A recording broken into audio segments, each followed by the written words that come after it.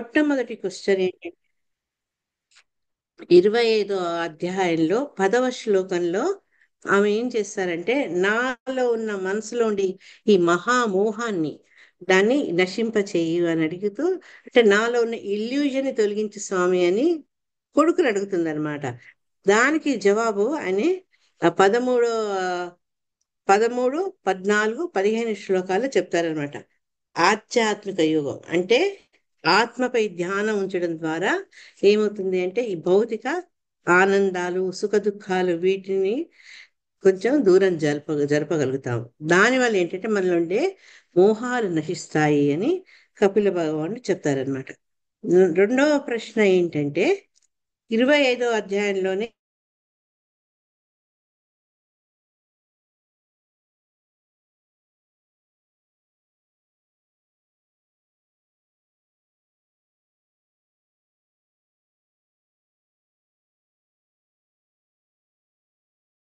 31 నుంచి 44 శ్లోకాల్లో, అవంతా ఇంకా 25లోనే ఉన్నాం మనం. 25వ చాప్టర్లో 31 నుంచి 44 చెప్తూ దాంట్లో ఈ సాంఖ్య సిద్ధాంతాన్ని చక్కగా వివరిస్తారనమాట. అని చెప్తూ భక్తి అనేది గుణాతీతమైనది, ఈ త్రిగుణాల కంటే అధిగమించింది భక్తి. తర్వాత కోరికల నుంచి మనల్ని అతీతంగా, అంటే ఎప్పుడైతే ఈ భక్తి చేస్తుంటామో క్రమక్రమంగా భక్తిలో మనకు పరిపక్వత వస్తుంటే మనలో భౌతికపరమైన కోరికలు తగ్గే అవకాశం ఉంటుంది.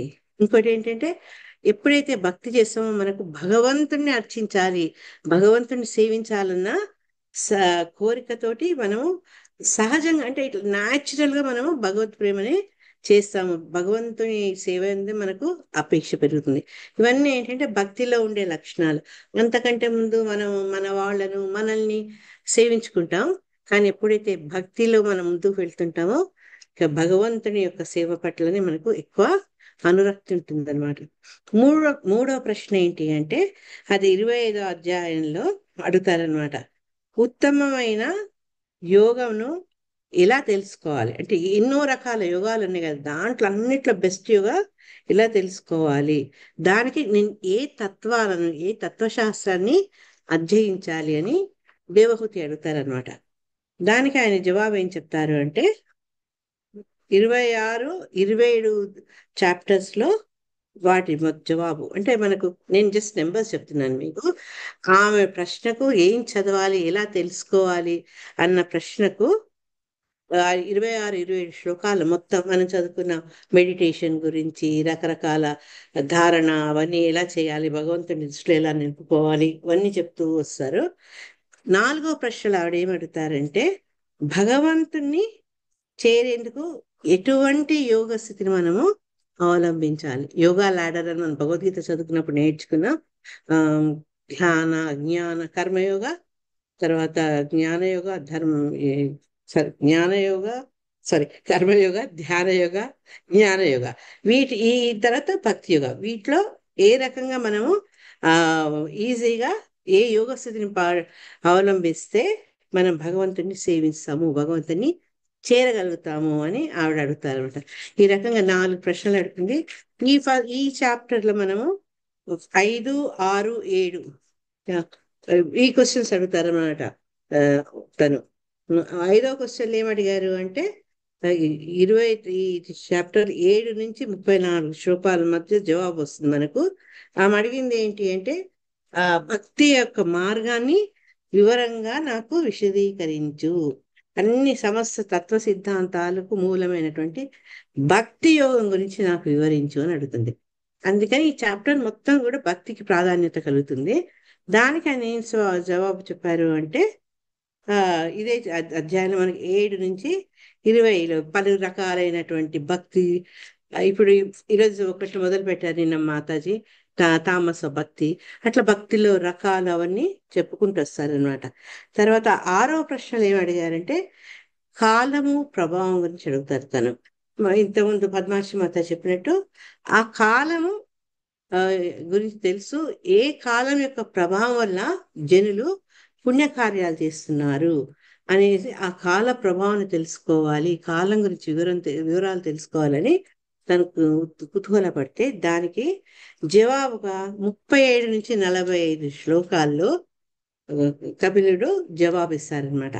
తర్వాత 7వ ప్రశ్నలు ఏమంటారంటే, ఎందుకు ఈ జీవులు నిరంతరం జనన మరణాల వలయాల్లో చిక్కుకొని తిరుగుతున్నారు అని దాని గురించి వివరాలు తెలుసుకోవాలనుకుంటే, ఎందుకు ప్రతి జీవి ఒకసారి పుట్టి వెళ్ళిపోగానే వాళ్ళ భగవద్ధామానికి వెళ్ళిపోవచ్చు కదా, ఎందుకు ఈ జనన మరణాలలో ఆ వలయంలో వాళ్ళు చిక్కుకున్నారు అని అడిగితే, దానికి జవాబుగా కపిలుడు 30వ శ్లోకం, 30వ అధ్యాయం, 31, 32 అధ్యాయాల్లో ఎందుకు ఈ జీవి ఈ రకంగా పునరపి జననం పునరపి మరణం అని ఆ వలయంలో చిక్కుకున్నారనే దానికి చక్కగా ఆయన ఎక్స్ప్లెనేషన్ ఇస్తారు. సో ఈ 7 క్వశ్చన్లో 6 దాకా మనం 29 దాకా మనం టచ్ చేస్తాము. తర్వాత 7వ ప్రశ్నకు జవాబు మనకు రాబోయే అధ్యాయం నుంచి జవాబులు వస్తాయి అన్నమాట. ఇది బ్రీఫ్ గా ఇప్పటిదాకా మేము తెలుసుకునేందుకు ప్రయత్నించింది. స్వరాజలక్ష్మి మాతాజీ, ఇది సంగతి. సో ఇప్పటిదాకా మనం భక్తిలో రకాల్లో తామస భక్తి అంటే తెలుసుకున్నాం. ఇప్పుడు రజోగుణంలో ఏ రకంగా భక్తి చేస్తాము అనేది చెప్పబడింది. విషయానపి సంధాయ యశ ఐశ్వర్యమేవ వా అర్చాదావర్చయేద్యో మా పృథగ్భావః సరాజసః. హరే కృష్ణ. మాతాజీ ఎవరైనా చదవండి. నేను చదవనా మాతాజీ? చదవండి.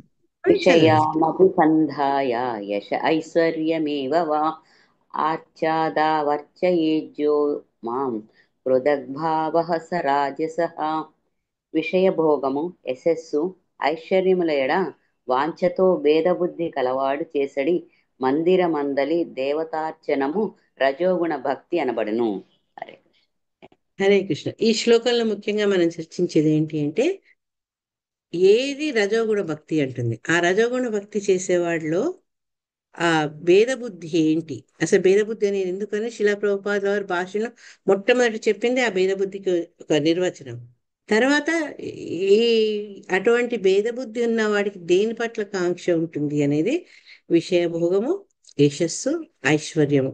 ఇవే మనము మన మళ్ళా భగవద్గీతలో కూడా 17వ చాప్టర్లో చదువుకున్నాం. రజోగుణంలో ఉన్న వాళ్ళు ఎటువంటి లక్షణాలు ప్రదర్శిస్తారు, వాళ్లకు ఉండే ఏది చేసినా కూడా ఏంటంటే ప్యాషన్, అన్నిట్లో వాళ్ళ ముందు ఉండాలనుకుంటారు, తర్వాత అన్ని తమకే కావాలనుకుంటారు అనమాట. కీర్తి అన్నా, ధనం అన్నా, తర్వాత ఖ్యాతి, అన్ని వాళ్ళు ముందు ఉండాలని కోరుకుంటుంది అనమాట వాళ్ళకు.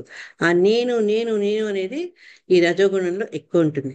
ఇక్కడ శిలా ప్రభుపాద వారు ఏం చెప్పారంటే, ఆ భేద బుద్ధి ఏంటో దాని గురించి మనం కరెక్ట్ గా ఒక అవగాహన ఉండాలి అన్నారు. దాన్నంటే సంస్కృతంలో భిన్నద్రు పృథక్ భావ అంటారు. అంటే ఏంటి ఆ భేద బుద్ధి అంటే, భగవంతుని అభిష్టానికి తన అభిష్టం భిన్నంగా ఉంటుంది. అంటే ఆ రెండు ఒక ఒక సమంగా ఉండవు. భగవంతుడి అభిష్టం వేరు, మన అభిష్టం వేరు. ఇటువంటి వాళ్లకు ఆ భేద బుద్ధి ఉంది అని చెప్పబడుతుంది అనమాట. అంటే ఎవరిలో ఆ భేద బుద్ధి ఉంటుంది అంటే మిశ్రమ భక్తులు. మిశ్రమ భక్తులు అంటే ఎవరు? రజో తమో గుణాలు అధికంగా ఉన్నవాళ్ళు. వాళ్ళు ఏంటంటే భగవంతుని ఇష్టము, నా కోరిక తీర్చడమే భగవంతుడికి ఇష్టం. అంటే అది వాళ్ళు ఒక నిర్ణయానికి వచ్చేసేస్తారనమాట వాళ్ళు. అందుకని వాళ్ళు భగవంతుడి నుంచి తమ ఏం కావాలనుకుంటారో అవి పొందాలన్న కోరిక వాళ్ళలో ఎక్కువ ఉంటుంది. వాళ్ళ కోరికలు తీర్చడమే భగవంతుడికి ఇష్టం కాబట్టి అది వాళ్ళు కోరుకుంటారనమాట. వాళ్ళ అభిప్రాయం అది. కానీ భగవంతుడు ఆర్డర్ సప్లయర్ కాదు అని శిలా ప్రభుపాదుల వారు ఎన్నో చాట్ల చెప్తారు. అంటే మనం అడగడం, దాని భగవంతుడు అది ఇవ్వాలి అనుకోవడం, అది ఆ భేద బుద్ధికి చెందిన మనిషి యొక్క స్వభావం ఉంటుంది అనమాట. భక్తుడైతే ఏంటి, నాకంటూ ఏమొద్దు, భగవంతుడినే నేను ఆరాధిస్తా, భగవంతుడికి ఏది ఇష్టమో అదే చేస్తా అని అతను. అంటే భగవంతుడి ఇష్టాన్ని తన ఇష్టంగా మార్చుకునేవాడు శుద్ధ భక్తుడు అనమాట, విశుద్ధ భక్తుడు. కానీ మామూలు వీళ్ళు ఏంటంటే ఈ భేద బుద్ధి ఉన్న వాళ్ళు భగవంతుడు తమ కోరికని తీర్చాలి, వాళ్ళ స్వప్రయోజనాలు తొందరగా భగవంతుడిని పూజించి పొందాలి అన్న ధ్యేయం పెట్టుకున్న వాళ్ళు అనమాట. పెట్టుకొని వాళ్ళు భగవంతుని యొక్క ఇష్టానికి సంబంధం లేకుండా వాళ్ళకు కావాల్సిన మటుకు చాలా కోరుకుంటారు. అట్లాంటి వాడు ఏంటి, ఆ భగవంతుని అనుగ్రహం పొంది ఎప్పుడైతే ఫేమస్ అవుతాడో, యశస్వి అవుతాడో, ఐశ్వర్యవంతుడు అవ్వాలి అనుకుంటాడో, అటువంటి వాడిని రజోగుణం నందున్నవాడు చేసే భక్తి అని చెప్తారనమాట. అయితే వీళ్ళేంటంటే ఆ మనకు రూప గోస్వామి కూడా చెప్తారు, నెక్ట్ ఆఫ్ డివోషన్ లో భక్తి అనేది ఎట్లుండాలి అంటే భగవంతుడి కోసం చేసే భక్తి, ఆయనకి ఏది ఇష్టమో అది చేయాలన్నమాట. దాంట్లో సర్వోపాధి వినిర్ముక్తం తత్పరత్వేన నిర్మలం ఋషికేన ఋషికేశ సేవనం భక్తి రుచిత. భక్తి అంటే ఏంటి, భగవంతుణ్ణి, ఆయనకు ఎవరైతే ఈ ఇంద్రియాలకు అధీశుడో ఆయనను ఆనందింపజేసేందుకు మన అన్ని ఇంద్రియాలని వినియోగిస్తూ భక్తి చేస్తే అది నిజమైన భక్తి అన్నారు. అంతేగాని నేను నేను చేస్తాను, నాకు దాని నుంచి రిటర్న్ గా మంచి ధనం కావాలి, నాకు యశస్సు కావాలి అనుకుంటే అది భేద బుద్ధి కలవాడు అవుతాడనమాట. అది అజ్ఞానంలో లేకపోతే తామసిక గుణంలో మిశ్రమ భక్తులు అన్నారు కదా, అట్లా ఉన్నవాళ్ళు అటువంటి రిటర్న్స్ భగవంతుని నుంచి అటువంటి కోరికలు కోరుకుంటారు. అటువంటి వాళ్ళది చేసే భక్తిని మెయిన్ గా రజోగుణం అంటే, ఎప్పుడైతే అవన్నీ ఆశిస్తూ తమకు యశస్సు కావాలి అని, ఆర్థిక అభివృద్ధి కావాలని ఇవన్నీ పవర్ కావాలని ఇవన్నీ కోరుకుంటాడే, అది చేసే రాజసిక భక్తి. శిలా ప్రభుపాద వారు అయితే ఇక్కడ ఈ మాయావాదులు వీళ్ళు ఇంకా కొంచెం ఎక్స్ట్రీమ్ అనమాట. వాళ్ళు ఏమనుకుంటారు అంటే ఈ పృథగ్భావ అనే పదాన్ని భిన్న రీతిలో వాళ్ళు వ్యాఖ్యానిస్తారు. దీంట్లో పృథగ్భావ అనేది తొమ్మిదో శ్లోకంలో లాస్ట్ బట్ వన్, మా పృథగ్భావ సరాజస. పృథగ్భావ అంటే అది భేద బుద్ధి కదా, ఆ పృథగ్భావకు వాళ్ళు ఇచ్చే డెఫినేషన్ వేరట. ఏంటి అంటే భగవంతుడిని సేవించినప్పుడు నేను భగవంతుడు ఇద్దరు ఒకటే అని వాళ్ళు అనుకుంటారట. ఎందుకంటే మాయావాదులకు మనకు తెలుసు, మీ బేసిక్ మనకు వాళ్ళకున్న డిఫరెన్స్ ఏంటంటే మనం ఎప్పుడు భగవంతుణ్ణి పూజించాల్సిన వాళ్ళము, భగవంతుడు ఎప్పుడు పూజనీయుడు. ఆయన స్థానం ఉచ్చిష్టమైంది, మనం ఆయన సేవకులు. కానీ మాయవాదులు నువ్వు నేను భగవంతుడు నేను ఒకటే, అంతా ఏమంటారు, ఆ అంతా ఒకటే అన్నమాట.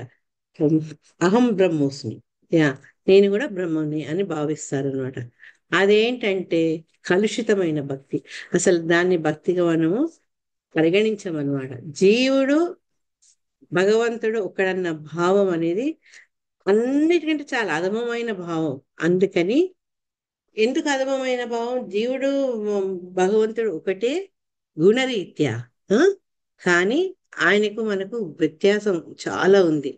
కాబట్టి విశుద్ధ భక్తుడు ఏంటంటే కేవలం తన కోసం ఒక కోరికల్ని కోరుకోకుండా, ఆశించకుండా భగవంతుని కేవలం భగవంతుడి యొక్క ప్రీత్యర్థమే అతను పనిచేస్తాడు. కాబట్టి అతను విశిష్ట భక్తుడు అవుతాడు.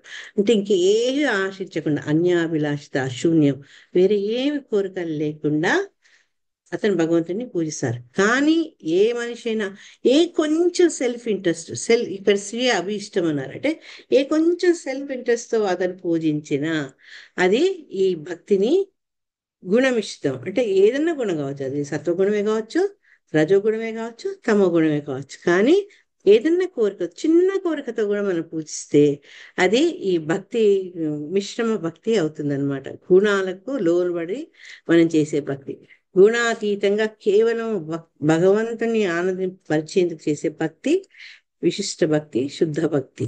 యా నెక్స్ట్ శ్లోకంలో ఇంకొంచెం చెప్తారు. ఈ చాప్టర్ లో మనకు అంతా ఈ భక్తి గురించి వస్తుంది. ఆ తమో భక్తి గురించి ఏదైనా క్యారెక్టర్ మీకు గుర్తుకొస్తుందా, తమో భక్తి గురించి చెప్పినప్పుడు?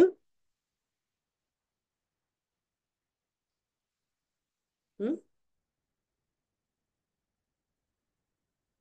అంటే మనం రకరకాల రాక్షసులు ఆ, వాళ్ళు, ఇది కరెక్ట్ కాదమ్మా ఇది.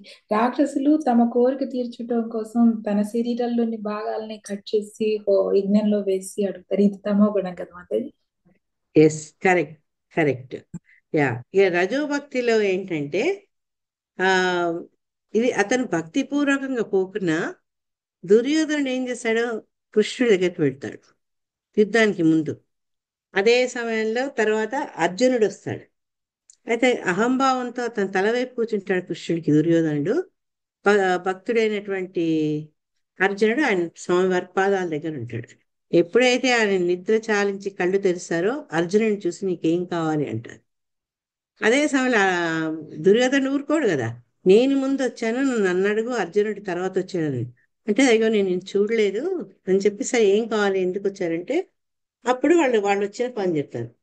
కృష్ణుడు ఏం చెప్తాడంటే నేను ఆయుధాన్ని ధరించాను, నేను నన్ను ఒకవైపు నేను, ఒకవైపు నా విష్ణు సేన ఉంటుంది, వాళ్ళు యుద్ధం చేస్తారు, కానీ నేను ఎవరి వైపున నేను యుద్ధం చేయను అంటారు.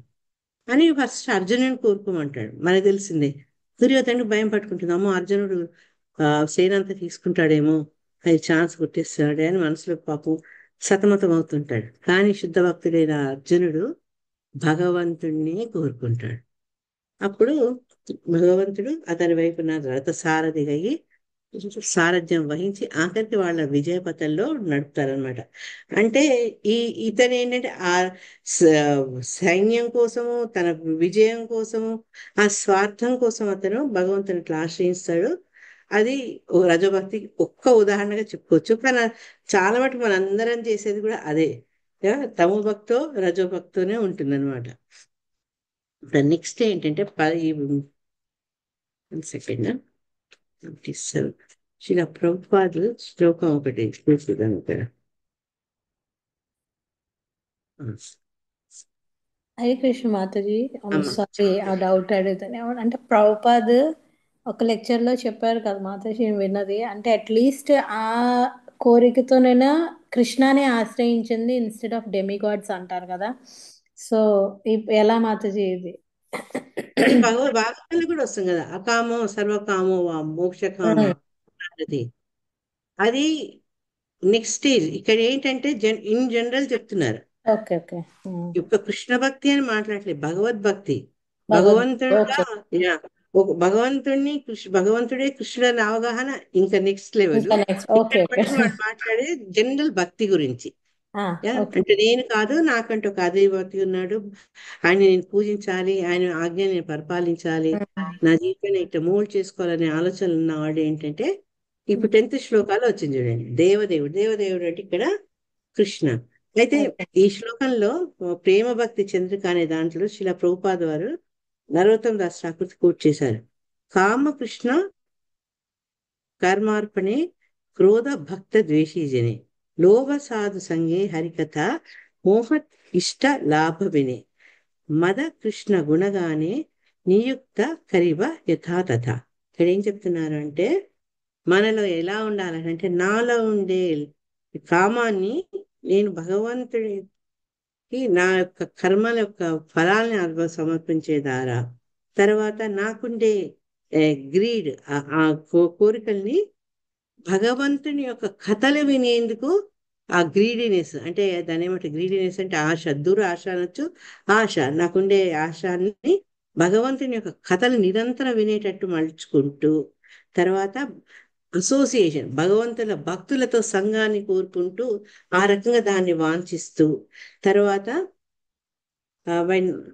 నేను ఈ భగవంతుణ్ణి ఇప్పుడు పూజిస్తూ, తర్వాత నాలో ఉండే గుణాలను మంచి చేసుకోవాలి, నాకుండే పిచ్చిని ఏం చేయాలంటే భగవంతుని యొక్క కీర్తిని గానం చేస్తూ దాని గురించి వింటూ గుణగానాలు చేసుకుంటూ, అంటే పిచ్చి గంటే అదే దాన్ని భగవంతుని గురించి తలుచుకుంటూ పదే పదే ఈ రకంగా చేస్తూ అదొక భక్తి మత్తులో, భక్తి పిచ్చిలో పడిపోయేటట్టు ఉండాలి అని చెప్పుకుంటూ, in this way I will spiritualise.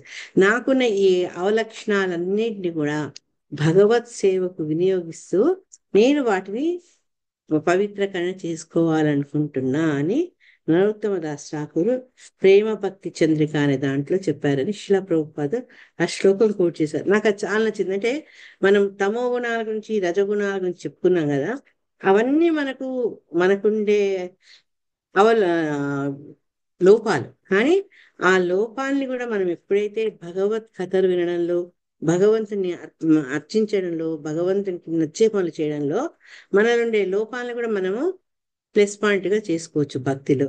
అది నాకు ఈ చాలా నచ్చింది, అందుకే పూర్తి చేద్దాం అనుకున్నా. 10వ శ్లోకం.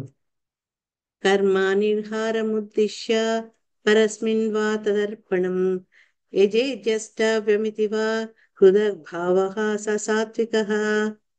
హరే హరే కృష్ణ. కృష్ణ మాతాజీ.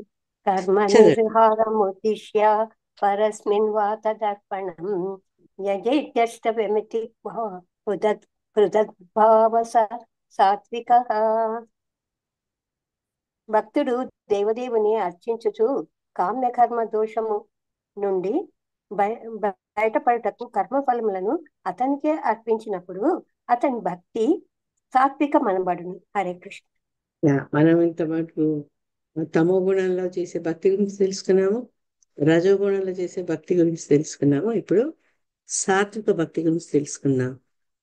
నాకు మీరు నిన్నటి కథ చెప్పలేదు, కానీ ఈ రోజు నేను సాత్విక భక్తి గురించి చెప్పే ముందు రాజసిక భక్తి గురించి చెప్తా. అది నేను చెప్పే కథలో అది మరి రాజసిక భక్తియా లేకుంటే తామసిక భక్తియా, అసలు అది భక్తేనా అనే ఒక ప్రశ్న కూడా మనలో ఉద్భవించవచ్చు. ఇది జగన్నాథుని యొక్క లీలలకు సంబంధించిన కథ అన్నమాట. ఒకసారి మన హైదరాబాద్ నుంచి ఒక వ్యక్తి, అతను వ్యాపారి అన్నమాట. అతని పేరు ధనంజయ మేహతా. అతను జగన్నాథ్పురికి వెళ్తారనమాట. అతనికి ఏంటంటే తనకుండే ఆస్తి, పేరు, వీటి పట్ల అతను చాలా అహంకారం ఉండేది. అహంకారం ఉండే సామాన్యంగా అట్లా ఉండేటప్పటికీ వాళ్ళు గర్వం, ఒకళ్ళని లెక్క పెట్టకూడడం అనే తత్వం కూడా ఎక్కువగా ఉంటుంది కదా. అతను ఒకసారి కుటుంబం అంతా కలిసి జగన్నాథ్పురికి వస్తాడనమాట. వచ్చాడు ఎందుకు, ఫ్యామిలీ అందరు పదండి పదండి అంటే వెళ్తారు. కానీ అతనికి వ్యక్తిగతంగా అంత గాఢ విశ్వాసం గాని శ్రద్ధ గాని ఈ మెహతాకు లేదనమాట. అతను ఏం చేశాడంటే ఎప్పుడైతే జగన్నాథపురి పోయినప్పుడు చూశాడు, మాటి మాటికి జగన్నాథ స్వామికి వాళ్ళ నైవేద్యాన్ని, భోగాన్ని సమర్పిస్తుంటారు కదా. అందుకని అతను ఏమనుకుంటాడంటే, ఓహో నా దగ్గర డబ్బులు ఉన్నాయి కదా, నేను ఒక రోజు ప్రసాదం స్పాన్సర్ చేసేద్దాం అనుకున్నాడు అనమాట. ఆయన అనుకొని ఆ పాండాలతో ఉంటాడు. ఒక్కరోజు మీరు జగన్నాథ్ చేసే వంటలకు మొత్తం నేను 1,00,000 రూపాయలు ఇస్తా, ఒక్క పైసా మిగలకుండా ఒక రోజులో దాన్ని అంతా ఖర్చు పెట్టి వినియోగం చేయాలి అని ఒక కండిషన్ పెడతాడు అనమాట, అహంభావం వల్ల. అప్పుడు పాపం పూజారులకు అర్థం కాలేదు, తలగోక్కున్నారట. ఎట్లా ఖర్చు పెట్టాలి 1,00,000 ప్రసాదాలకు? అప్పటికీ అసలు జగన్నాథపురిలో నిత్యము ప్రసాద వినియోగం అవుతూనే ఉంటుంది.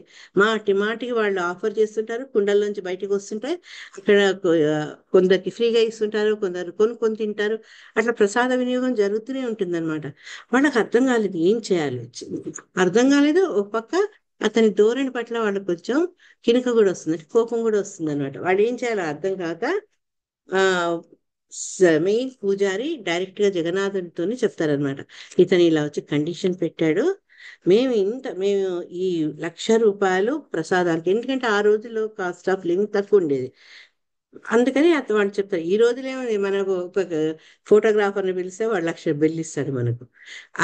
వాళ్ళప్పుడు అంటారు అనమాట, మేము ఏం చేయాలో మాకు అర్థం కావట్లేదు, అందుకని నువ్వే ఈ పరిస్థితి ఎట్లా ఎదుర్కోవాలో ఆ చూసుకో, నీ మీదే వదిలేసేయి అని అంటారనమాట. అప్పుడు ఈ జగన్నాథుడు ఏం చెప్తారు అంటే, ఒక రోజు ఈ ఇతను ఏం చెప్తారంటే, పాండా ముందు ఈ వ్యాపారితో ఒక్కరోజు టైం ఇయ్య నాకు, మేము స్వామిని అడిగి ఎలా వినియోగించాలో ఏ సంగతి అని మీకు రేపు చెప్తాను అంటాడు అనమాట. అంటే ఈ వ్యాపారి కూడా అతను వెళ్ళిపోతాడనమాట. వెళ్ళిపోతూ మనసులో ఏమనుకుంటాడంటే, వీళ్ళ పిచ్చిపాడుగాను, ఇదో చెక్క బొమ్మ, వీళ్ళ ప్రశ్నలకు జవాబిస్తుందా అని అనుకుంటాడు. అంటే అస్సలు శ్రద్ధ లేని ఆ మూర్ఖుడు అనమాట అతను. అప్పుడు ఈ జగన్నాథుడు ఏం చేస్తాడు అంటే, జగానికే నాయకుడు, ఆయనకి 1,00,000 రూపాయలు ఎంత, జస్ట్ ఒక చిల్లి గవ్వ లాంటిది. నెక్స్ట్ ఎప్పుడైతే ఈ పూజారులు స్వామిని ప్రార్థిస్తారో వాళ్ళు ఏమంటారంటే, వీడేం ధనవంతుడు, అసలు నాకు ఒక తాంబూలాన్ని కూడా ఇవ్వలేడు, తాంబూలం ఒకటి ఇస్తే చాలని చెప్పండి అంట. కానీ దాంట్లో ఒక్క చిన్న కండిషన్ ఏంటి అంటే, ఏనుగు తల నుంచి తీసిన ముత్యం పొడి అందులో ఉండాలి, నాకు ఇచ్చే కిళ్ళి తాంబూలం పాన్. హైదరాబాద్ నుంచి వచ్చాడు, నాకు పాన్ అడిగాడు అనమాట, అది ఇవ్వమని అడుగుతారనమాట. అంటే అప్పుడు పాండ మెయిన్ పూజారి ఈ వ్యాపారస్తుడికి భగవంతుడికి ఏం కావాలని చెప్పాడో అది చెప్తారనమాట. అది చెప్పంగానే ఈ వ్యాపారికి మొహం తెల్లబడిపోతుంది, ఒక్క రక్తం బొట్టు ఉండదు. ఎందుకంటే ఈ ఏనుగు తల అట, బతికిందైనా చనిపోయిందైనా, ఏనుగు తల 25 లక్షల ఏమంటారు అంత 25 lakhs వర్త్, అంత విలువైంది అనమాట. అయితే ఏ ఏనుగు తలలో ముత్యం ఉందో తెలియదు. అట్లా ఎన్ని ఏనుగులు కొంటాడు, ఎన్ని ఏనుగులు చంపుతాడు. అప్పుడు అతను ఒక్కసారి చాలా ఆ ఆ, ఏమంటారు మొత్తం షేక్ అయిపోతాడు. అరే జగన్నాథుడు ఎంత గొప్పవాడో, తను ఎంత ఆ దిగజారిపోయాడు అనేది, తనకుండే అసమర్థతను, తన ఓటమిని తెలుసుకొని అతను భగవంతుణ్ణి ఆ శరణు పెడతాడు. నెత్తి మీద పాగా తీసి జగన్నాథుడి పాదాల వద్ద పెట్టేసి, ఈ నా నా శక్తి కొద్ది పూర్తా భక్తిగా నేను ఇస్తున్న ఈ 1,00,000 రూపాయల్ని స్వీకరించమని అతను చెప్పుకుంటాడు అనమాట.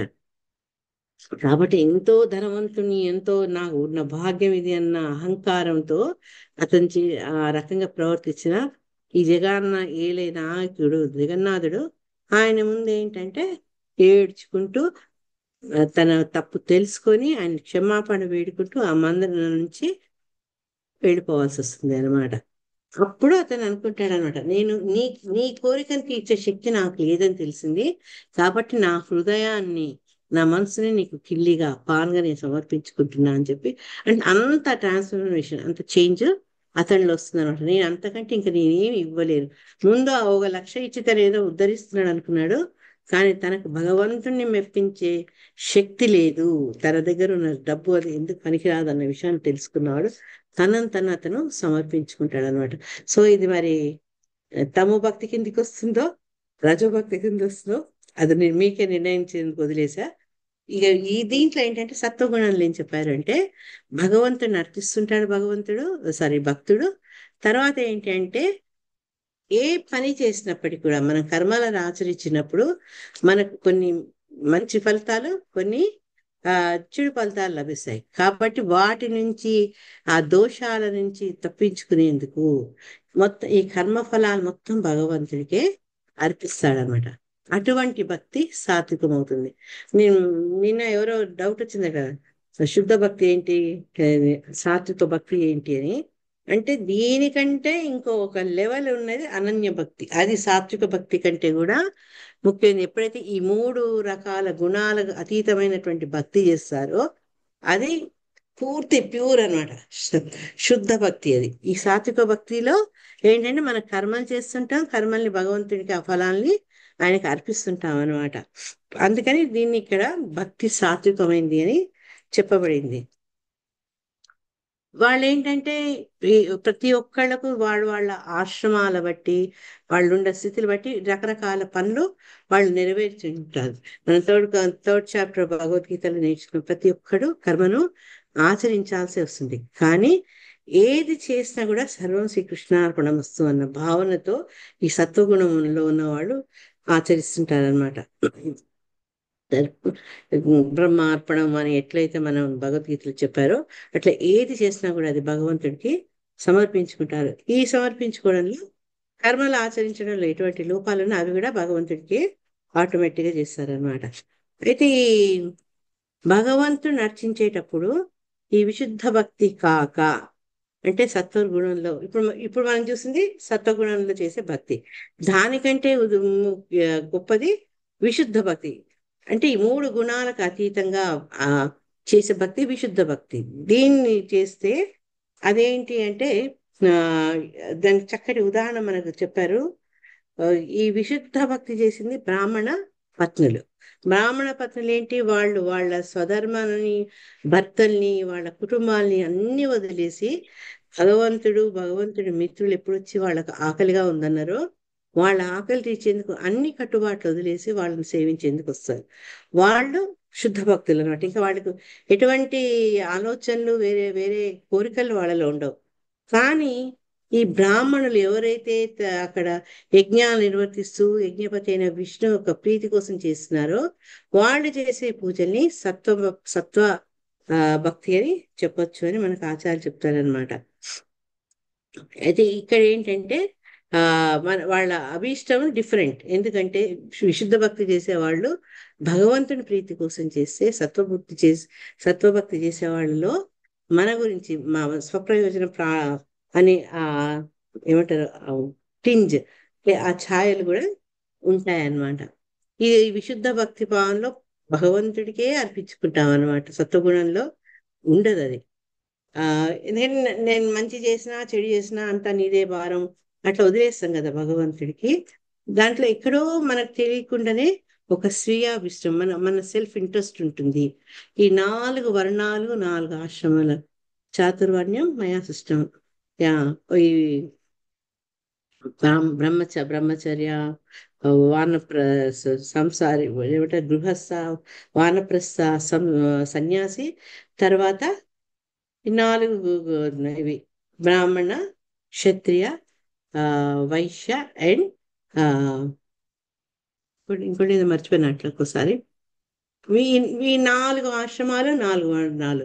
వీళ్ళలో ఏంటంటే ఏ పని చేసినప్పటికీ కూడా కొంత స్వీయ లాభం, అంటే మన కోసం ఏదో మంచి జరగాలి, మనకు లాభం జరగాలి అని వాటి కోసమే పనిచేస్తాం. కాబట్టి ఇవన్నీ చేసి ఈ వర్ణాశ్రమాన్ని అనుసరించి మనం చేస్తున్న కర్మలు సత్వగుణ ప్రధానమైంది. దాన్ని మనము అరే బ్రాహ్మణులు చేశారు కదా అది విశుద్ధ భక్తి అవుతుందా?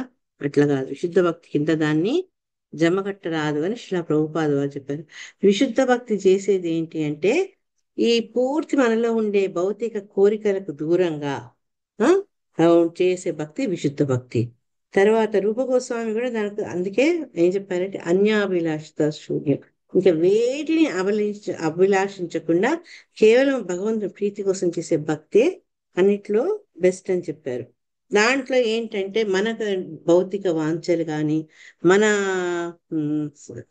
సెల్ఫ్ ఇంట్రెస్ట్లు కానీ అనేవి జోక్యం చేసుకో, భగవంతుని ప్రీతి కోసమే చేస్తాం. నేను లెక్చర్లో చక్కటి ఉదాహరణలు ఇచ్చారు ప్రభు గారు. ఏంటంటే మహాభారతంలో 2 3 క్యారెక్టర్స్ ఇచ్చారనమాట. ఒకటి ఏంటంటే భీముడు. భీముడు యుద్ధ అయిపోయే సమయంలో దుర్యోధనతో గదా యుద్ధం చేసేందుకు వస్తారు అతను. అయితే ఆ గదాయుద్ధంలో ఆ భీముడు చెయ్యి కొంచెం దిగువగా అవుతుంది. ఆ దుర్యోధనతో చేసి అతను అలసిపోతుంటాడు. అలసిపోయి భగవంతుడి వైపు చూస్తాడనమాట. అప్పుడు భగవంతుడు ఏం చేస్తాడు, అతన్ని నాభి కింద తొడల మీద కొట్టమని అతను సూచిస్తాడనమాట. యాక్చువల్గా ఒక యోధుడికి అట్లా ఇంకో యోధుడిని అట్లా కొట్టడం సమంజసంగా అనిపించదు. అలాగే భీముడు గొప్ప యోధుడు కదా. కానీ అక్కడ భగవంతుడు చెప్పినందువల్ల, ఆయన సూచించినందువల్ల దుర్యోధన్ని అట్లా తొడల మీద కొట్టి అతన్ని ఓడిస్తారనమాట. భగవంతుని ఆజ్ఞకే అతను అక్కడ ఇంపార్టెన్స్ ఇచ్చారు. అదే రకంగా అర్జునుడు కూడా, కర్ణుడు అతని రథచక్రం భూమిలో యుద్ధ సమయంలో భూమిలో కూరుకోబోతుంది, అతని కిందే ఉంటాడు, ఈయనేమో రథం మీద ఉంటాడు. అది యుద్ధ లాస్ లో అది కరెక్ట్ కాదు. కానీ కృష్ణుడు ఏం చెప్తాడు, అతను ఆ రథాన్ని పీకేలోపల నువ్వు చంపేసాయి అతన్ని అని చెప్పినందుకు అదే విషయాన్ని అతను పాటిస్తాడు. ముందు అసలు నేను యుద్ధమే చేయనన్నాడు, కానీ భగవంతుడి ఆజ్ఞ మీద యుద్ధం చేస్తాడు. ఇక్కడ కర్ణుని చంపొద్దు అనుకున్నా కూడా భగవంతుని ఆజ్ఞ మూలంగా ఇక్కడ భగవంతుడు చెప్పినట్టు ఆయనే కర్ణుని చంపడం జరుగుతుంది అనమాట. ఇవన్నీ ఏంటి అంటే వాడు ఏం చేసినా భగవంతుని యొక్క ప్రీతి కోసము భగవంతుని ఆజ్ఞను పాటిస్తూ చేసేదానికి ఉదాహరణ. ఇదే మహాభారత యుద్ధంలో యుధిష్ఠిరుని ఉదాహరణ చెప్తారు. అతను అబద్ధం ఆడాడు కదా, కానీ ఆ పరిస్థితుల్లో అతను అబద్ధం ఆడాల్సి వస్తుంది. కానీ అతను చాలా అనుమానంగా అన్యాపదేశంగా అబద్ధం ఆడతాడు. ఆ కొద్దిగానే భగవంతుని ఆజ్ఞను కొంచెం అతను సందేహించినందుకట మనందరికి తెలుసు, ధర్మరాజు ఒకసారి నరకాన్ని చూస్తూ వెళ్తారు. నరకంలో నివాసం చేయరు, కానీ నరకాన్ని సందర్శించి వెళ్తారు. అప్పుడు అతను వెళ్ళేటప్పటికి వీళ్ళందరూ ఉన్నత లోకాల్లో ఉంటారు, దుర్యోధనుడు లాంటి వాళ్ళు. ఇతనికి ఎందుకు ఆ చిన్న పనిష్మెంట్ అనుకోండి ఎందుకు వచ్చిందంటే భగవంతుని ఆజ్ఞను నిర్వహించే విషయంలో అతను కొంచెం సందేహించాడు అనమాట. అట్లా నేను అబద్ధం ఆడని, ఇన్ని రోజులు నా అభిష్టానికి నా జీవితానికి నేను కొంచెం భిన్నంగా చేయాలా అనే ఆ కొంత ఆలోచన అనమాట. అవి చెప్తూ ఆయన ఇంకా చక్కటి ఎగ్జాంపుల్ ఇచ్చారు. ఎవరంటే చైతన్య మహాప్రభు అనుయాయుడు, ఆయన గదాధరుడు అనమాట. ఆయన గదాధర పండితుడు ఏంటంటే క్షేత్ర సన్యాసం తీసుకుంటారు. అంటే ఆయన జీవితాంతం జగన్నాథపురిలోనే ఉంటారు. అక్కడి నుంచి వేరే ఇంకెక్కడికి ప్రయాణం చేయరు. కానీ అట్ల క్షేత్ర సన్యాసం చేసినటువంటి గదాధర పండితులు కూడా ఎప్పుడైతే చైతన్య మహాప్రభు బృందావన్కు వెళ్ళాలనుకుంటారో ఆయన యొక్క వియోగం భరించలేక నేను వస్తాను బయలుదేరుతారనమాట. బయలుదేరినప్పుడు ఈయన ఆశ్చర్యపోతుంది చైతన్య మహాప్రభు, నువ్వు పూరి నుంచి బయటికి ఎక్కడ రాననుకున్నావు కదా, మరి ఎందుకు ఇప్పుడు నా వెంబడి బృందావనంకి వద్దాం అనుకుంటున్నావు అంటే అతను నవ్వుకుంటాడనమాట. భగవంతుని ఎంబడి ఉండడం కంటే నా యొక్క ఈ నిర్ణయం క్షేత్ర సన్యాసం అంత ముఖ్యమైనవి కావు అన్న అభిష్టం. అంటే ఇక్కడ ఎందుకు చెప్తున్నారు అంటే శుద్ధ భక్తి విశుద్ధ భక్తి అంటే ఏంటంటే కేవలము భగవంతుని ప్రీతి కోసము, భగవంతుని ఆజ్ఞానుసారం, భగవంతుడే ముందుగా పెట్టుకొని ముఖ్యంగా పెట్టుకొని చేసే భక్తి విశుద్ధ భక్తి. అంతేగాని ఎక్కడో కొంచెం స్వీయ లాభము, కొంత స్వార్థం కోసం చేసే భక్తి అది సత్వగుణం ప్రధానమైనప్పుడు కూడా అది విశుద్ధ భక్తి కాదు అని ఈ రెండింటి మధ్య ఉండే డిఫరెన్స్ మనకు ఈ శ్లోకం ద్వారా చెప్తున్నారు. ఇంకొక శ్లోకం చేసి పెట్టి ఆవేశిస్తాం. అమ్మా నెక్స్ట్ శ్లోకం పెట్టండి.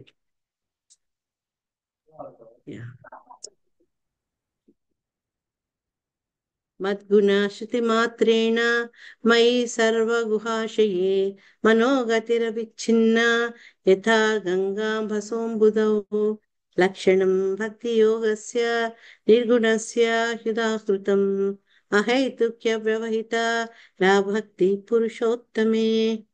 హరే కృష్ణ. ఎస్ మాతాజీ. హరే కృష్ణ మాతాజీ. హరే కృష్ణ.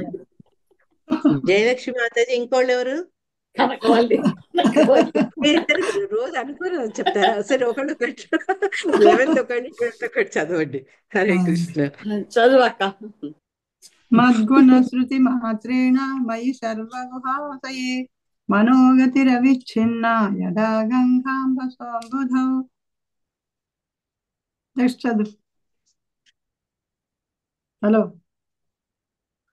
హరే కృష్ణ. కనకాలి మాతాజీ. డిస్ప్లే కూడా పోయింది.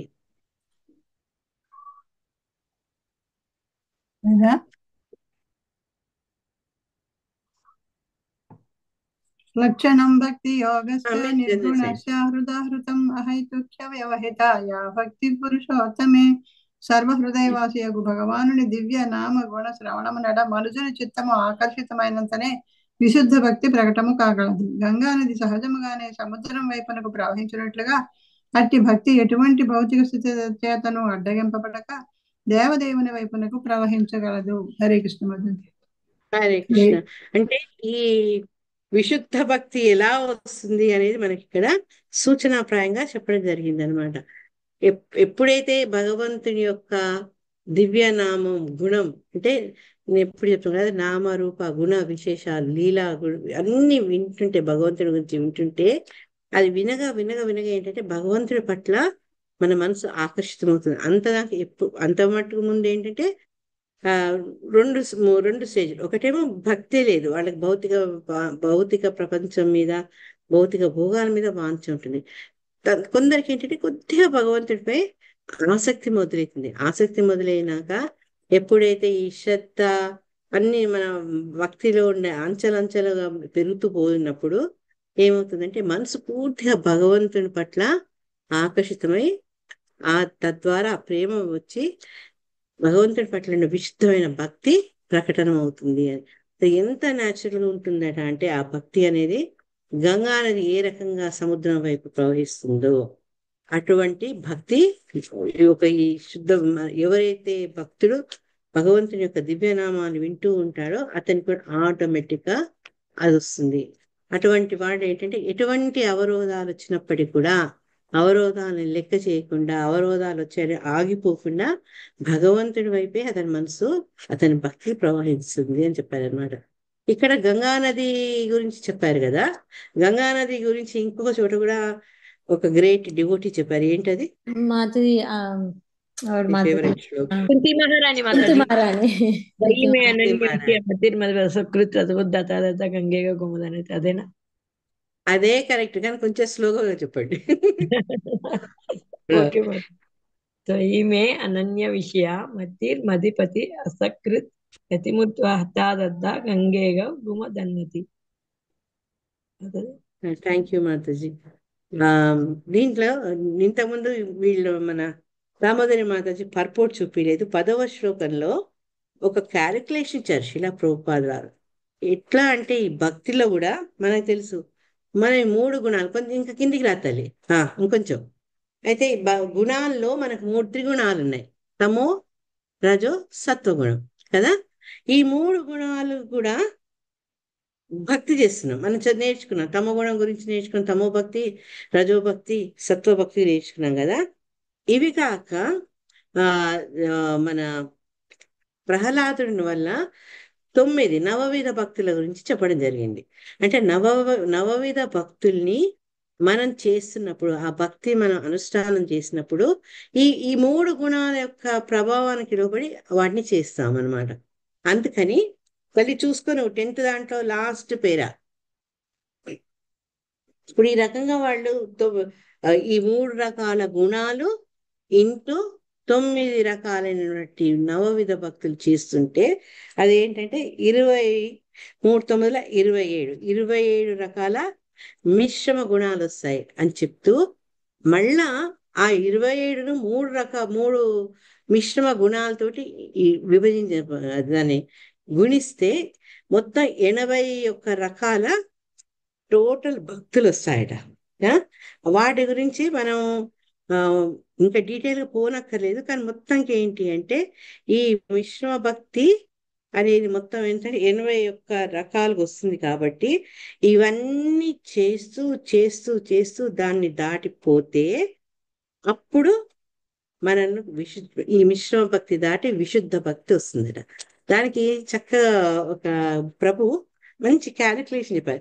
నాకు అర్థం కాలేదు ఎందుకు 3 × 7 9 అయిపోయింది 27, మళ్ళా ఎందుకు 3తో చేశారని. దాన్ని ఆయన చక్కటి ఉదాహరణతో చెప్పారనమాట. ఆ అది మీతో షేర్ చేసుకొని వాళ్ళొకసారి 11-12కి పోదాం. ఎట్లా అంటే ఉదాహరణకు అర్చనం అర్చనంని తీసుకుంటే అర్చనంలో సత్వగుణంతో చేస్తారు, తమో గుణంతో చేస్తారు, రజోగుణంలో కూడా చేస్తారు.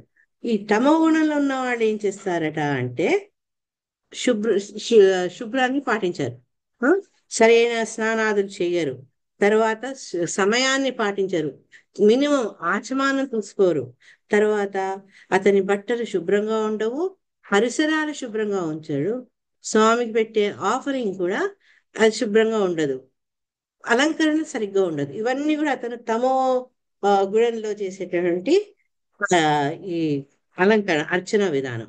అదే రజోగుణంలో ఉన్నవాడైతే ఏంటంటే చాలా మంచి ఎవరికైనా వాళ్ళకి ఆ రోజు డైటీ వర్షిప్ వచ్చేది ఇంపార్టెంట్ రోజుల్లో, జన్మాష్టమియో లేకుంటే మన గౌరవ పూర్ణిమో, వేరే వాళ్ళకి ఆ రోజు హారతి ఇచ్చే డ్యూటీ ఉంటుంది. అది అది కాలదని తను హారతికి వెళ్తాడట. రజోగుణంలో ఉన్నవాడు వాడికి ఏం కావాలి? యశస్సు కావాలి, ఫేమ్ కావాలి. అటువంటి చక్కగా తయారు పెద్ద జరీ చీర అదే ధోతి కట్టుకొని తర్వాత అన్న ఒక వీడియోగ్రాఫర్ని నన్ను వీడియో చేయి నేను హారతి చేస్తున్నప్పుడు అని చెప్పుకుంటాడట. అంతేగాక ఏంటంటే ఆ చేసే డైటీ సేవలు కూడా స్టైల్గా తిప్పడము అవన్నీ ఇవన్నీ ఎందుకంటే అందరిలో గొప్పగా కనిపించాలి అన్న కోరికే గాని అక్కడ భగవంతుడి కోసం భగవంతుడికి ఇష్టమైనట్టుగా అర్చన చేయాలన్న ధోరణి అక్కడ కనపడుతుంది. మూడో రకం ఏంటంటే శుద్ధ సత్వుడు. శుద్ధ సత్వంలో ఉన్నవాడు సారీ నాట్ శుద్ధ సత్వబుద్ధిలో ఉన్నవాడు చేసే అర్చన ఎలా ఉంటుంది? అతను పాటించే నియమాలన్నీ పాటిస్తూ ఆచమానం చేస్తూ సమయాన్ని ఏ టైంకి హారతి ఇయ్యాలో ఆ సమయంలో ఇచ్చుకుంటూ తర్వాత భగవంతుని యొక్క పరిసరాల్ని శుభ్రంగా ఉంచడం, ఆచమానం చేయడం, తను శుభ్రంగా ఉండడం, తర్వాత భగవంతునికి చేసే సేవలన్నీ కూడా పరిశుభ్రంగా ఉండడం, ఇవన్నీ కూడా అతను దృష్టిలో పెట్టుకొని ఈ అర్చనను చేస్తాడనమాట. నాకు 1 సెకండ్ టైంలో ప్లీజ్ ఒక్కసారి పాజ్ చేయండి.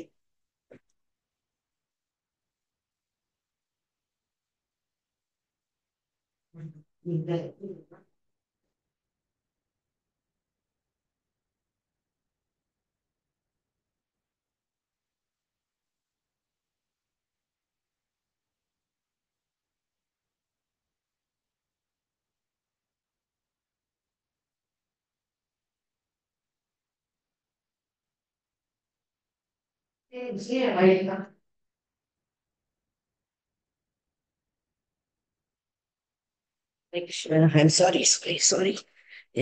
ఈ రకంగా మనం ఏం చూసాం, ఒక అర్చన విధానమే 3 రకాలుగా 3 గుణాల్లో. మళ్ళీ ఆ 3 గుణాల్లో కూడా ఇంకా ఎందుకు మిశ్రమం అని చూపించారట అంటే, ఈ ఎవరైతే మనకు కొన్ని ఏంటంటే మనం వాళ్ళ స్వభావాన్ని కొన్ని బయట నుంచి చూస్తాం, కొన్ని వాళ్ళ అంతర్గతంగా వాళ్ళ వాళ్ళ యొక్క గుణం ఎట్లా ప్రభావం చేస్తుందో ఆ రకంగా చేస్తారు. దాంట్లో ఒకటి ఏంటంటే ఫస్ట్ రజోగుణం, తమోగుణం. తమోగుణంలో ఏంటి అంటే వాడికి ఇష్టం ఉండదు, అందరి మీద కోపంగా ఉంటుంది. తర్వాత నేను ఇంకొక తోటి భక్తుడి గురించి ఉదాహరణ చెప్పారు అక్కడ. నిన్న మంచి కేక్ కట్ చేసి ఆఫర్ చేశారు, అందరికి ఇచ్చి నాకు ఇయ్యలేదు అవి. అట్లా మనసులో అనుకుంటూ ఖర్చుగా ఉంటూ అది బయటికి చెప్పలేడు, కానీ అతను చేస్తున్నాడు భక్తి, కనిపిస్తున్నాడు. తమో గుణం ప్రభావంతో చేస్తున్నాడు, మనసులో ఆ క్రోధ భావం లెక్కుంది, అది మనకు తెలియదు. కాబట్టి అది ఒకటి బహిర్గతంగా, కొన్ని అంతర్గతమైన ఈ తమో గుణాలతో చేస్తాడు. తర్వాత అదే రజోగుణం ఉన్నవాడు ఏంటి, హార్తిస్తూ హారతి పళ్ళల్లో 100 రూపాయలు వేస్తాడు, అంటే అది చూసి మిగతా వాళ్ళు కూడా వేయాలి, ఆ రకంగా తను పొందాలి అన్న కోరిక. అది ఒక చక్కటి ఉదాహరణ ఇచ్చారు. ఇక తమో గుణంలో కూడా సత్వగుణం ఏమిటంటే, నాకు అంతగా ఇష్టం లేదు హారతి ఇవ్వాలని, నాకు లేదు, కానీ వాళ్ళు నాకు చెప్పారు కాబట్టి ఎట్లో అట్లా నేను హారతి ఇచ్చేస్తాను. అంటే ఒకటి చెప్పాడని చేద్దాం అనుకుంటున్నాడు, కానీ వాడికి ఆ బుద్ధి సహకరించట్లేదు, అందుకని అవన్నీ వాడు ఆ తమో గుణంలో ఆ భక్తిని చేస్తాడు. సో ఇక్కడ 3x9x3, మూడేమో బాహ్యమైనటువంటి ఈ గుణాలు, కొన్ని అంతర్గతంగా ప్రభావితమయ్యే గుణాలు, × 9 చేసే నవవిధ భక్తులు అన్నమాట. ఇవన్నీ కలిపి 81 రకాలు ఉంటాయి. ఇవన్నిటిని అంశమ భక్తులు కాంబినేషన్స్ నుంచి అధిగమించి కేవలం భగవంతుని యొక్క అనుగ్రహానికి, భగవంతుని సేవించాలన్న భావనతో చేస్తే అప్పుడు ఈ శుద్ధ భక్తి వస్తుంది. వాటి గురించి ఈ శ్లోకాల్లో మాట్లాడారనమాట. అటువంటి శుద్ధ భక్తి ఎలా వస్తుంది ఇట్లా మిశ్రమ భక్తులు ఉన్నవాడికంటే, భగవంతుని యొక్క నామాన్ని, భగవంతుని లీలని ఎప్పుడు వినాలి అన్న కోరిక ఉంటుందన్నమాట. ఇప్పుడంటే మనసు ఎప్పుడైతే దానిపై ఆకర్షితం అవుతుందో, మనసు ఇటు అటు అటు ఇటు పరిగెత్తుంది. ఆ పరిగెత్తే మనసును భగవంతుడి పట్ల మనం ఉంచితే క్రమక్రమంగా ఎప్పుడైతే ఆకర్షణ పెరుగుతుందో అప్పుడు విశుద్ధ భక్తి లభిస్తుంది అనమాట అని చెప్తూ ఇక్కడ ఉదాహరణ, గంగ ఎంత సహజంగా హిమాలయాల్లో పుట్టి అదేంటి మైదానాల్లో ప్రవహిస్తూ, కొండల్లో కోనల్లో ప్రవహిస్తూ అది సముద్రం తీరం వైపు సముద్రంలో కలిసేందుకు వెళ్తుంది. ఆ సుదీర్ఘమైన ప్రయాణంలో ఎన్నో అడ్డంకులు వస్తాయి. ఏ అడ్డంకి వచ్చినా తన దారి తప్పుకుంటూ మళ్ళా దారిలో తిరుగుతూ గంగా ఆఖరికి సముద్రంలో కలుస్తుంది. అదే రకంగా ఈ భక్తి ఏంటి అంటే, భౌతిక స్థితిలో ఉన్నందుకు మనం బద్ధ జీవులం కాబట్టి ఎన్నో ఛాలెంజెస్ వస్తాయి. ఇటువంటి బాధలు అడ్డంకులు వచ్చినప్పటికీ కూడా భగవద్భక్తిని వదలకుండా భగవంతుడి వైపే ఎప్పుడైతే మనసు ప్రవహిస్తుందో అప్పుడేంటి అంటే ఆ విశుద్ధ భక్తి అనేది వాళ్ళలో పెరుగుతుంది. శిలా ప్రభుపాదుల వారు ఏం చెప్పారు అంటే, నిర్గుణమ విశుద్ధ భక్తికి మూల సిద్ధాంతం భగవత్ ప్రేమ. విశుద్ధ ప్రేమ, విశుద్ధ భక్తి అంటే దానికి బేసిక్ క్యారెక్టర్ ఏంటంటే భగవంతుడి పట్ల ఉండే ప్రేమ. సద్గుణ శృతి మాత్రేణ అని ఫస్ట్, మద్గుణ శృతి మాత్రేణ, సారీ సద్గుణ కాదు, ఫస్ట్ శ్లోకాల ఫస్ట్ పదం మద్గుణ శృతి మాత్రేణ అన్నారు. అంటే భగవంతుని దివ్య గుణాలు వినినంత మాత్రాన, అట్లా ఎంతో మంది వింటారు కానీ దాని పట్ల ఆకర్షితులయ్యి భగవంతుని పట్ల భక్తి పెంచుకునే వాళ్ళు పుణ్యాత్ములు అనమాట.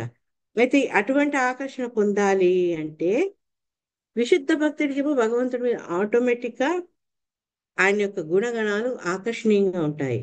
వాడి వేరే ప్రయత్నాలు ఏమీ చేయక్కర్లేదు. ఆ దివ్య స్థితిలో ఆల్రెడీ అతను ఉన్నాడు. ఎవరు? భక్తుడు, పరమ భక్తుడు. ఎందుకు ఆ భక్తి వాళ్ళలో ఉంది అంటే భగవంతుడికి భక్తుడికి మధ్య ఉండే ఆ ఆకర్షణ శక్తి, పరస్పర ఆకర్షణ అనేది ఈ గంగా ఎట్లా సహజంగా ప్రవహిస్తుందో సముద్రం వైపు అదే రకంగా ప్రవహించబడుతుంది. కాబట్టి ఏ విశుద్ధ భక్తుడైతే భగవంతుని యొక్క దివ్య నామము, రూపము, లీల వీటన్నిటి పట్ల ఆకర్షణ ఉన్నప్పుడు వాళ్ళు ఏంటంటే భౌతిక స్థితి యొక్క ప్రభావం వాళ్ళ మీద ఎటువంటి ప్రభావం కనపరిచేది అనమాట. అందుకని వాళ్ళు ఆ భక్తిని ఎట్లా అంటే అహైతుకి అప్రతిహత, అవిచ్ఛిన్నంగా ఎటువంటి అంతరాయం లేకుండా జరుపుతూనే ఉంటారనమాట. అంటే వాళ్ళ దేహ పరిస్థితి కానీ, వాళ్ళ ఆర్థిక పరిస్థితి కానీ, గృహ పరిస్థితులు కానీ ఏవి కూడా వాళ్ళలో ఉండే భక్తి ప్రవాహాన్ని ఆపలేవు. ఇది చెప్తుంటే మనకి ఏం గుర్తుకొస్తుంది? సుధాముడు సంతానంతో దారిద్ర్యంతో బాధపడుతున్నా కూడా అతను ఎప్పుడూ భగవద్ధ్యానాన్ని వదలలేదు. మనం తుకారాం గురించి వింటాము, అనేక మంది గొప్ప గొప్ప భక్తుల గురించి వింటాం. వాళ్ళు ఏంటంటే ఇంట్లో వాతావరణం, వాళ్ళ ఆర్థిక పరిస్థితులు అంతా వాళ్ళకు సహకరించకపోయినా దాని కారణంగా వాళ్ళు భక్తిని, భగవంతుడి మీద ఉండే ప్రేమను తగ్గించుకోలేదు. నిరంతరం అది ఆ భగవంతుడి పట్ల ఆ ప్రేమ సాగుతూనే ఉంటుంది అనమాట. అహైతుకి అనే దానికి అదే ఇక్కడ కూడా మళ్ళా చెప్పారు. అహైతుకి అంటే ఎటువంటి కారణం లేకుండా, అంటే నేను ఈరోజు భగవంతుడిని పూజిస్తే నాకు రేపు లాటరీలో టికెట్ రావచ్చు, అటువంటి హేతువులు ఏమీ లేవన్నమాట.